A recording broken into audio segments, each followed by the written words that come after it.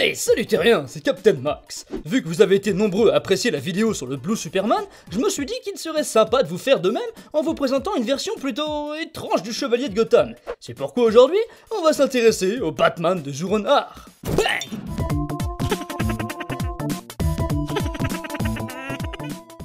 Zuron Har version Ed Herron 1958.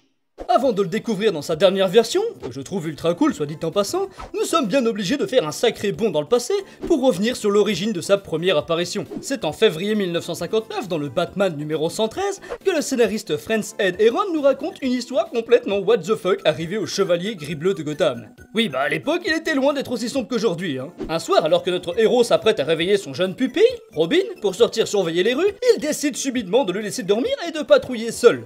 Une fois dans le ciel, à bord du Batplane, il se demande vraiment ce qu'il est en train de faire, et à peine se remet-il en question qu'un soudain mal de crâne lui fait perdre la raison. Et alors que la migraine disparaît aussi vite qu'elle est arrivée, Bruce se retrouve sans explication aucune devant un homme lui ressemblant étonnamment. Ce dernier se présente sous le nom de Tlano, un scientifique avec une double identité. Tout comme Wayne, il est le protecteur de sa planète, Zuron Har. Car oui, se trouvant dans une galaxie lointaine, c'est grâce à son super télescope qu'il a observé chacun des actes de son homologue pour devenir lui aussi un super-héros. C'est aussi pour ça qu'il possède également Batcave, Batmobile, Batfusée et compagnie. Mais son objet le plus précieux est le Batradia, un gadget permettant de causer des perturbations atmosphériques.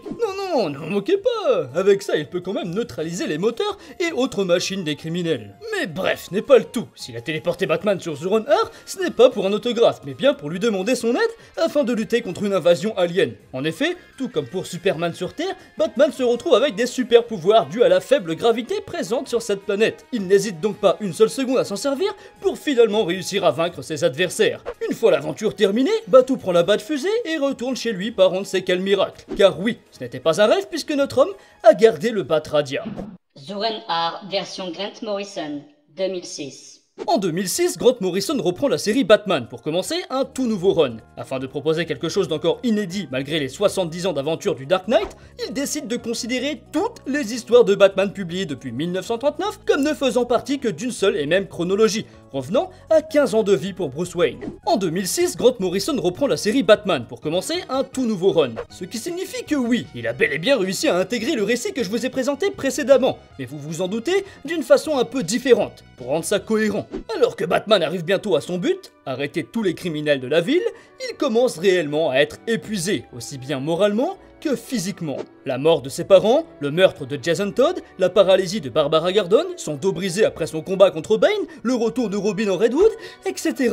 Ça commence à faire beaucoup pour un seul homme, même pour lui. Et alors qu'il se retrouve dans une histoire mélangeant trois autres Batman, censés servir de remplaçants si l'original venait à disparaître, d'étranges graffitis Zuron Har apparaissent sur les murs des ruelles de Gotham.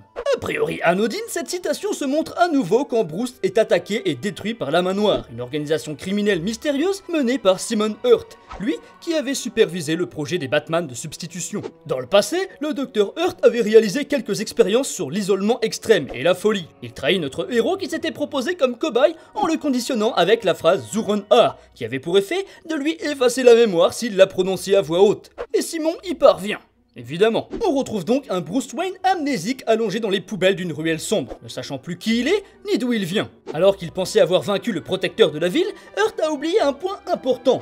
Wayne avait lui aussi utilisé l'expression pour créer une personnalité de secours, stockée dans son subconscient et destinée à prendre le relais s'il était attaqué psychologiquement au point d'être hors d'état de nuire. Mais comment est-ce possible que les deux hommes se soient servis de cette phrase? Et d'où sort-elle? Eh bien, Zuron Har est simplement une mauvaise interprétation des dernières paroles de Thomas Wayne. Après avoir vu Zorro, le soir de son meurtre, Thomas dit à son fils: c'est triste, mais ils enfermeraient probablement quelqu'un comme Zorro à Arkham. Soit en anglais, Zorro in Arkham, Zuron Har.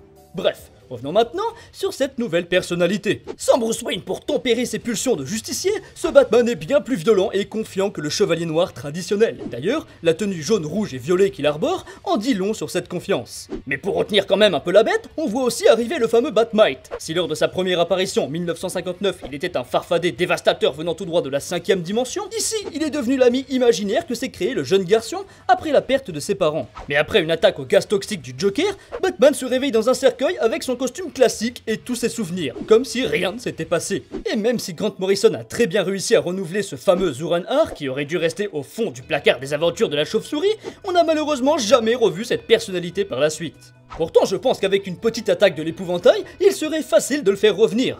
Parce que oui, je l'aime bien moi. Je trouve que son costume, qui paraissait ridicule dans les années 50, est clairement badass aujourd'hui. Et puis, le fait d'implanter une personnalité de secours pour lutter contre la folie ou la perte de mémoire est une très bonne idée et ce fut très bien utilisé par l'auteur. Eh bien voilà, j'espère que cette vidéo vous aura plu. Si c'est le cas, vous pouvez liker et partager afin de soutenir la chaîne, mais également pour faire découvrir ce Batman que je trouve très intéressant, bien qu'un peu compliqué à suivre. Sur ce, je vous remercie encore pour votre soutien ainsi que vos participations, et je vous dis à très bientôt, Terrien.